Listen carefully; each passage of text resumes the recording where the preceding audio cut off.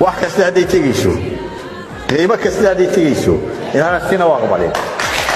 baasha gadxajiyada dhawaamay soo baxay waddanay soo baxay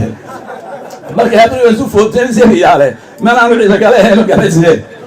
waa bahal loo jeeda laheede ujeedadina one time use way dhamaatay maxaad ka ogtahay musharax ciro iyo beesha ciida gale musharax ciro hangiisa siyaasadeed ma uga tanaasuli karaa midnimada beesha garxajis kaybaasi maanta xaq u leh inay dhisaan beelweynta garxajis labada musharax maxaad si ka ogtahay dardaarankii u dambeeyay ee Suldaan Maxamed Cabdiqaadir ee uu jeediyay beesha garxajis xisbi kale ka dilaacay wax la aqbali karo maaha ana waxa leeyahay dadkiina meesha isu sheeginay war labada xisbi sida mid wadida inay ku dadaal oo takale guusha aku gaarsan laakiin haddaad sida loo wadaan weligiina soo bixmaysa cid ka mid ah soo saari karmaysa way khilaafku ma fiicna khilaafku ma inka dhowr toban eeganayna Faysal iyo wadani waxay ahayd xisbi keliya hadday maanta kala sugeen danta ku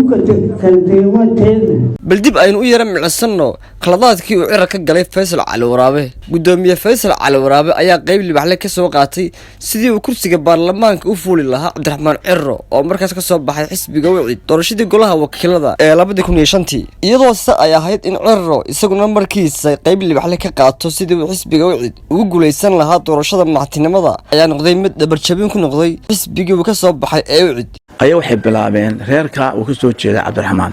in aniga igu yimaadaan reerkeegii way foodkiisii aniga oo dacaaday u furan iyagoo Cabdiraxmaan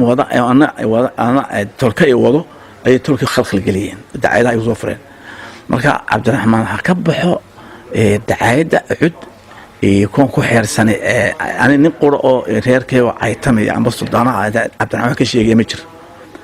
iyo kuwa xume xildhibaanadu ay caayaan salaadiintooda aan salaadiinayna culimada qaatay burcay ka soo aytamayaan hadii aanay Cabdiraxmaan iyo xusbigiisu aanay joojin aflagaadada iyo propaganda ay ugu wadaan tan waan iska celinaya anigu nisrinimi waxay waa cadaan laakiin waxaan sheegayaa iyaga ayaa labada ku xumaan doonta Hargeysa ana leh anaga noqotay qolada Hargeysa waa magaaladii Suldaan Cismaan oo shalay tadarrur dagaalkii labaad sameeyay in ogaa aan dagaalkan qabanay oo 800 dagaalay habeen iskaga dilay inuu maanta ila garxajis ma kursi u doonay iyo xoog uma sala ay fariisto ma dhacayso in ucid masala laga soo duulo it will never happen hadan sheegay anu meehnin gabada laakiin xusbi qaawano qabiilo shalay tanka lahayn war iska rid adna wax kuma taan xanuutan ka hor joogay ani deedo sheegay saaraan